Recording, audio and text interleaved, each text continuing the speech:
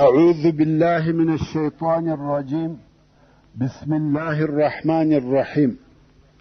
إن الحمد لله نحمده ونستعينه ونستغفره ونعوذ بالله من شرور أنفسنا وسيئات أعمالنا.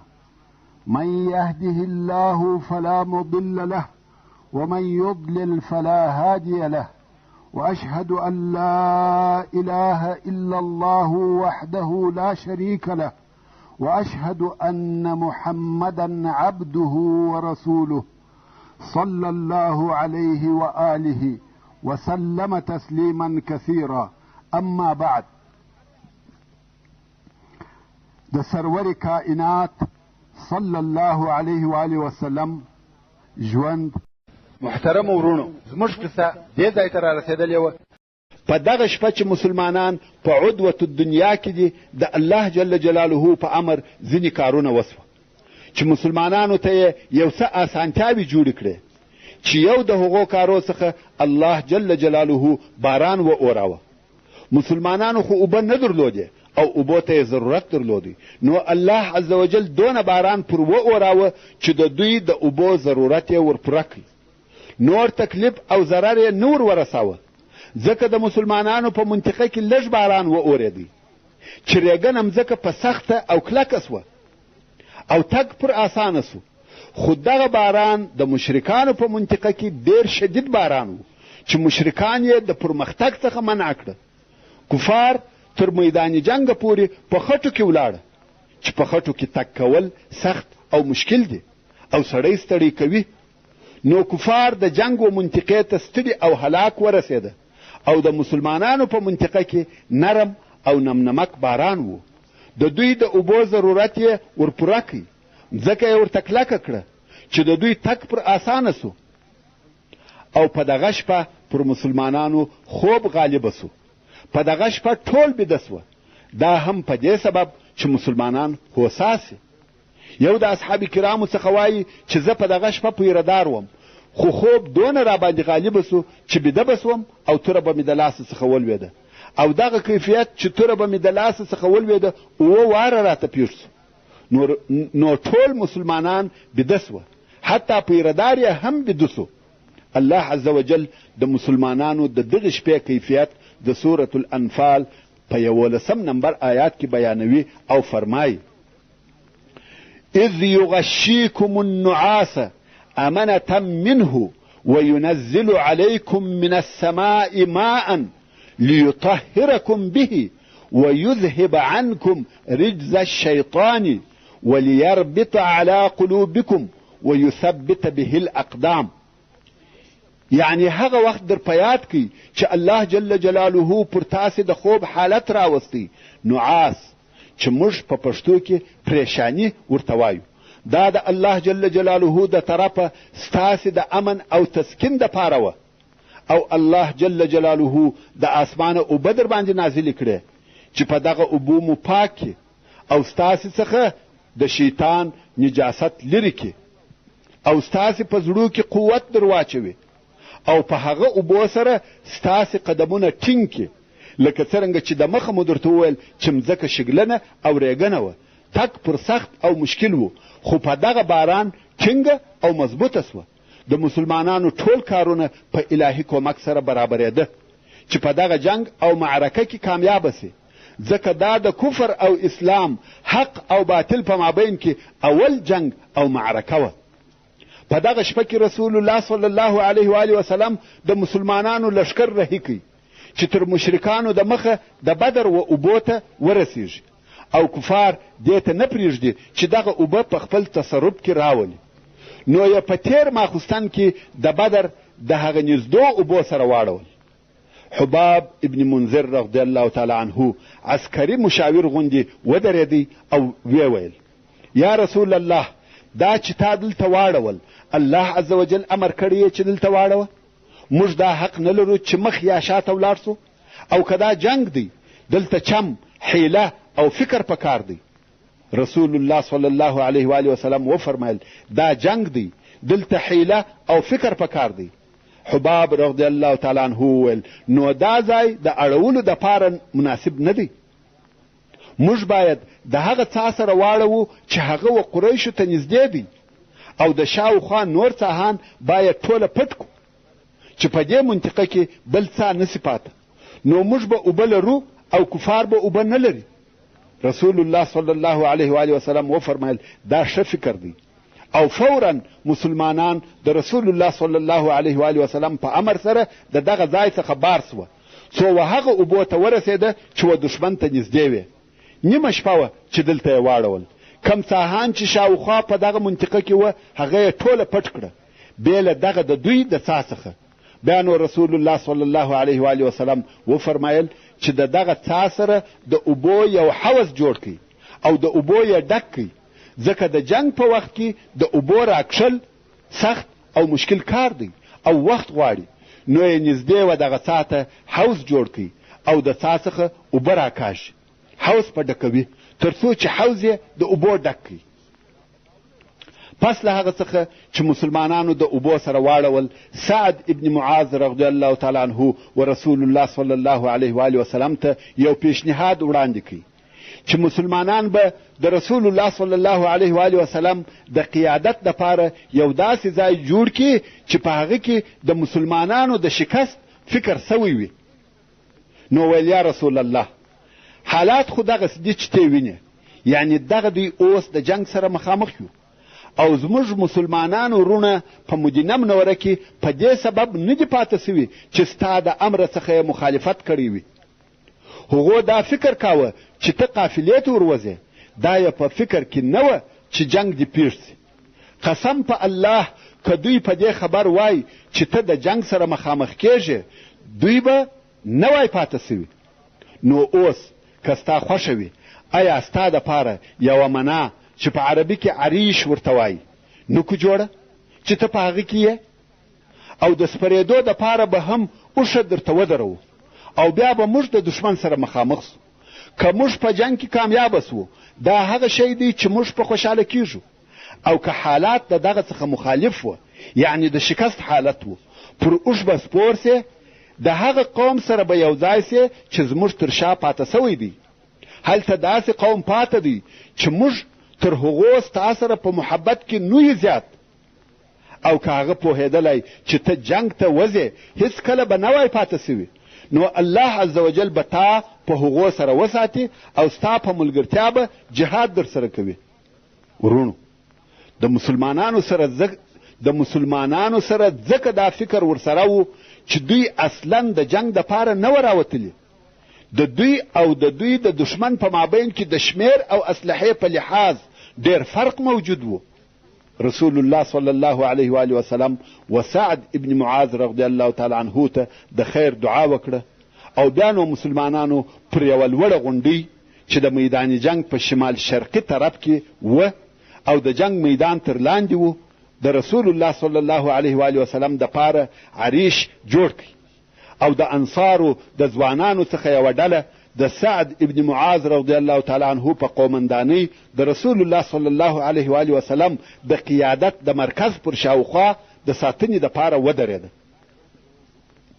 بیا نو رسول الله صلی الله علیه و وسلم خپل لشکر د جنگ دپاره جوړ او آماده کړي، بیرغونه یې تقسیم کړه او هغه میدان ته ورغلی چې هلته به سبا جنگ کیږي او هلته په خپل لاس سره و ځینو ځایو ته اشاره کول او ویل به انشاء الله سبا د فلاني د وژلو ځای دغه دی او د فلاني د وژلو ځای دغه دی. او بیا رسول الله صلی الله علیه و وسلم د یوې درختې د تنې سره شپه په لمانځه تېره کړه او مسلمانانو هم شپه په آرامه چې زړونه یې د اطمینانه ډک وه تېره کړه. ځانونه یې یو څه هوسا کړه او دا یې امید و چې په سهار کې به د خپل رب د طرفه د خوشحالۍ زیري په خپلو سترګو ویني. دغه شپه د جمعې شپه او د هجرت د 2 کال د روژې د میاشتې 18 شپه وه. مګر قریشو دغه شپه په عدوة القصوا په هغه خپل ځای کې تېره کړه. اوس چې سهار سو د قریشو جنگي ډلې یا ټولۍ یوه په بله پسې بدر ته راغلې. ویلې ده چې اوبه نسته. نو یو څو نفره یې د رسول الله صلی الله علیه و آله وسلم وحوس ته د اوبو څښلو دپاره راغله.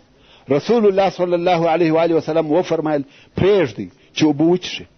هر چا چې د دغه حوضه څخه په دغه ورځ اوبه وڅښلې هغه ټوله په دغه ورځ په جنګ کې ووژل سوه، بې له حکیم ابن حزام څخه هغه نه ووژل سو، او په وروسته کې بیا ایمان راوړی او ښه صادقه مسلمان سو. کم وخت چې به دغه حکیم ابن حزام غوښته چې شدید قسم یاد کړي، نو بیا ویل قسم مې دې په هغه ذات وي چې زه د بدر په ورځ د مرګ څخه خلاص کړم. کم وخت چې قریش سره ځای پر ځای سوه، نو یې عمیر ابن وهب ولېږئ چې ولاړ سه د مدینې منورې د لښکر معلومات وکړه چې څو نفره به وي. عمیر هم پر آس پور سو، شاوخوا په منطقه کې وګرځېدی او بیرته لښکر ته راغلی. ویل د مدینې لښکر زیات او کم پکښې 300 نفره دي، مګر تاسې ما پرېږدئ چې زه نور هم وګورم چې ځینې خو به کمین نه وي نیولی، یا خو به د کومک دپاره څو نفره نه وي پټ کړي. بیا پر آس پور سو او د بدر په وادي کې تر ډېره لرې ولاړی، خو شی یې نه ولیدی. بیرته قریشو ته راغلی او ورته ویل شی مې نه ولیدی، مګر یا معشر القریش، دوی داسې قوم دی چې نه اسلحه ورسره سته او نه د خلاصېدو ځای لري بېله د دوی د تورو څخه. نو والله زه نه وینم چې د دوی څخه د یو نفر ووژل سي تر څو چې ستاسې څخه یو نفر ونه وژل سي. نو که په تاسې کې د دوی په شمېر خلق ووژل سي، بیا نو ژوند څه خوند لري؟ ښه فکر وکړئ ورونو. د عمیر ابن وهب د خبرو مقصد دا دی چې د مسلمانانو سره بې له تورو نوره اسلحه نسته، او جنگ هم پر دشت او میدان دی، د تیښتې ځای هم نه لري. نو معلومه خبره ده چې لاس په لاس به جنگ در سره کوي، او په داسې جنگ کې چې لاس په لاس وي، تاسې تر هغو د دوی څخه یو نفر نسئ وژلی چې په تاسې کې هم یو نفر ونه وژني. نو که په تاسې کې 2 نفر ووژل سي لکه د دوی شمېر، بیا نو ستاسې دپاره په ژوند کې څه خوند او مزه پاته کیږي. چې د عمیر د خبرو مقصد دا سو چې جنگ پرېږدئ او درځئ. دلته نو د ابو جهل پر ضد یوه بله معارضه هم راپورته سوه چې غوښته یې د مکې لښکر بې له جنګه بیرته مکې ته ولاړ سي. هغه دا چې حکیم ابن حزام و عتبه ابن ربیعه ته ورغلی او ویل یا ابوالولید، ته د قریشو مشر او سردار یې، په دوی کې ستا امر چلیږي. آیا د داسې خیر اراده لرې چې په هغه سره به همیشه په ښه نامه یادېږي؟ عتبه ویل هغه خیر څه شي دی یا حکیم؟ حکیم ویل خلق پر څه شي او د څه دپاره وژنو؟ موږ د خپلې قافلې د خلاصېدو دپاره راغلي وو او هغه خلاصه سوه. نو اوس خلق و مکې ته په رجوع سره امر که او د عمرو بن الحضرمي دیت پر خپله غاړه واخله. عمرو بن الحضرمي هغه سړی و چې په سریة النخله کې د مسلمانانو د طرفه ووژل سو. نو ویل د هغه دیت ته ورکه او خلق د جنگ څخه خلاص که. عتبه ویل دا کار مې وکړي، زه د هغه د دیت او هغه مالو ضامن یم چې ځینې اخیستل سوي دي. او بیا یو حکیم ته وویل ته و ابن حنظلیه ته ورسه. حنظلیه د ابو جهل مور وه، یعنی ته و ابو جهل ته ورسه، ځکه زه پوهېږم چې بل څوک خلق و جنگ ته نه مجبوره کوي بې له ده څخه. حکیم د ابو جهل پر طرف ورهیسو او عتبه ابن ربیعه په خلقو کې ودرېدی. ویل یا معشر القریش، په والله که تاسې د محمد صلی الله علیه و آله وسلم او د هغه د ملګرو سره په جنگ کې مخامخ سئ، څوک وژنئ؟ ورور یا پلار یا د اکا زامن او خپل قوم وژنئ. او چې دوی مړه کو، بیا نو څه پیښیږي؟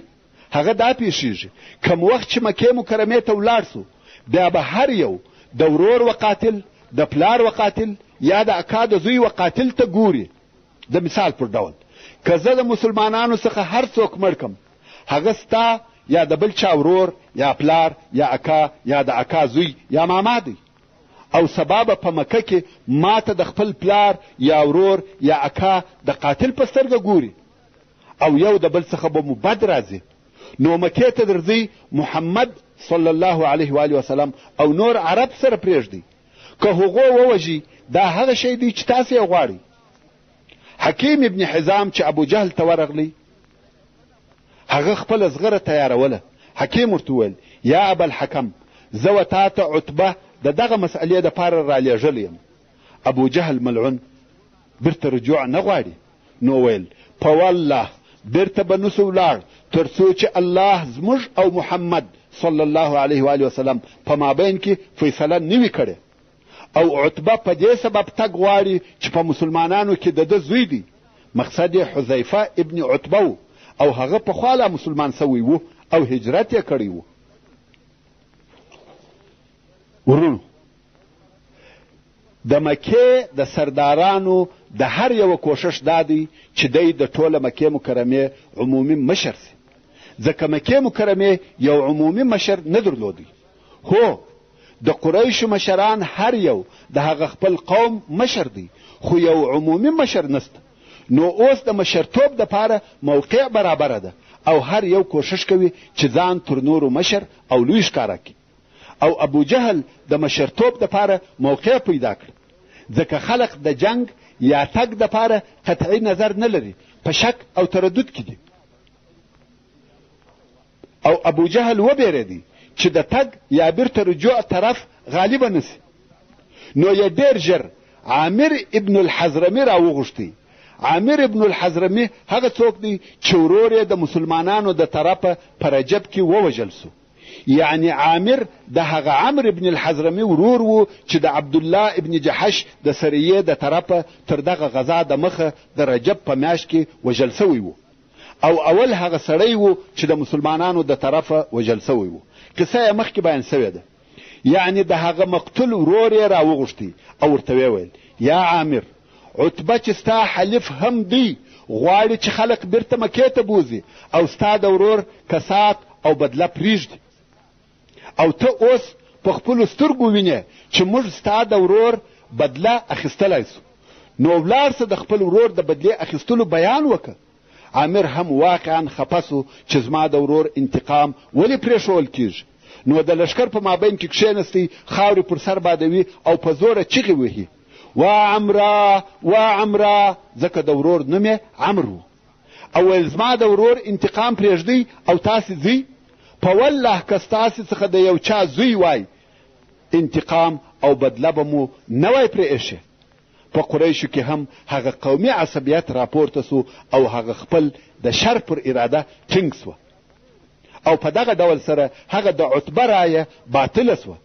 د ابو جهل طغیان او سرکشي د عتبه پر حکمت غالبه سوه. کم وخت چې مشرکان د عدوة القصوا څخه رابار سوه او تر غونډۍ راواوښته او دوو لښکرو سره ولیده، رسول الله صلی الله علیه و وسلم وفرمایل الهي دغه قریش دي په خپل فخر او غرور سره راغله، ستا دشمنی کوي او ستا د رسول تکذیب کوي. الهي ستا هغه نصر غواړم چې وعده دې را سره کړې ده.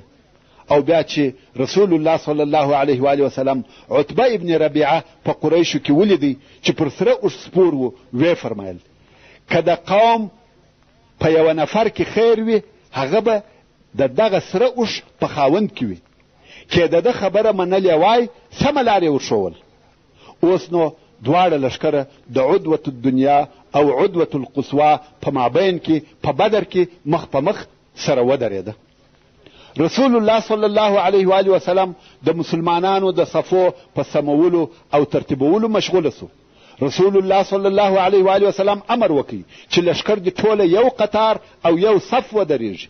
لښکر یې د پخوانیو جنګو پر طریقه چې لښکر به پر 5 حصو ویشل کېدی نه کوي جوړ. ورونو، تر دې د مخه چې به همیشه جنګونه کېده لښکر به پر 5 حصو ویشل کېدی: مقدمه، مؤخره، قلب، میمنه، میسره. مګر رسول الله صلی الله علیه و وسلم داسې ونه کړه، بلکې د ټول لښکر څخه یې یو قطار جوړ کړي. په دغه وخت کې چې رسول الله صلی الله علیه و وسلم د لښکر صف برابروي یوه عجبه واقعه پیښه سوه. هغه دا چې د رسول الله صلی الله علیه و وسلم په لاس کې یوه لښته وه او صف یې ترتیباوه. په صف کې پر یوه سړي راغلی چې نوم یې سواد و او تر صف د باندې ولاړ. رسول الله صلی الله علیه و وسلم ورته وویل سم ودرېږه یا سواد، او تر ده تیر سو. د هاخوا چې پر راغلی بیا هم سړی تر سب یو څه د باندې و. نو رسول الله صلی الله علیه و آله وسلم هغه سړی پر نس په لښته وواهه او ویل په سب کې ودرېږه یا سواد. سړي عجبه خبره وکړه، ویل یا رسول الله خوږ دې کړم او زه قصاص غواړم، یعنی خپله بدله غواړم، لکه څرنګه چې تا ووهلم غواړم چې زه دې هم ووهم. ورونو لښته کوچنۍ وه او په زور یې هم نه دی وهلی، په کراره سره یې پر دا نس ووهه. خدای وای خوږ دې کړم، خپله بدله او قصاص غواړم. نور صحابه کرام ورته وایي سړی ته څه وایې؟ دا رسول الله دی. سړی وایي هو دا منم، خدا بیا زما حق دی، خوږ یې کړم بدله غواړم. رسول الله صلی الله علیه و آله وسلم وفرمایل هو دا د ده حق دی. لښته یې ورکړه او نس مبارک یې ورته لڅ کړي، ځکه د هغه سړي نس لڅ و. سړی ور وغورځېدی او د رسول الله صلی الله علیه و آله وسلم مبارک نس یې مچ کړي. رسول الله صلی الله علیه و آله وسلم په تعجب کې سو او ویل یا سواد دا څه کار و چې تا وکړي؟ سړي ویل یا رسول الله دا حال خو ته وینې، یعنی جنگ تیار دی او امکان لري چې دغه اوس ووژل سم، نو ما دا اراده وکړه چې آخري کار مې ستا سره وي، چې زما پوست ستا د پوست سره وموښلي. رسول الله صلی الله علیه و آله وسلم د خیر دعا ورته وکړه. ورونو د رسول الله صلی الله علیه و آله وسلم سره د اصحاب کرامو حب او اخلاص دغسې و. خیر کم وخت چې د لشکر صفونه جوړ سوه، رسول الله صلی الله علیه و آله وسلم خپل اوامر و لشکر ته بیان کړ. ویل جنگ به تر هغو نه شروع کوئ چې زما آخري امرونه درته رانسي. او بیا یې مسلمانانو ته د جنگ په باره کې یوه خاصه لارښوونه وکړه او ویې فرمایل کم وخت چې مو کفار په غشي ولي، فقط خپل ځانونه په زغرو د غشو څخه ساتئ او خپل غشي وساتئ او حمله مه پر کوئ تر څو چې نږدې نه وي درته راغلي. محترم ورونو، څرنګه چې پیته پای ته ورسېده او داسې راته معلومیږي چې زموږ هره فتنه به د قصې په مابین کې پای ته رسیږي، نو د قصې پاته واقعات به په راتلونکې پنځمه فتنه کې واورئ ان شاء الله تعالی. وصلى الله تعالى على خير خلقه محمد وآله وأصحابه وأهل بيته أجمعين. والسلام عليكم ورحمة الله وبركاته.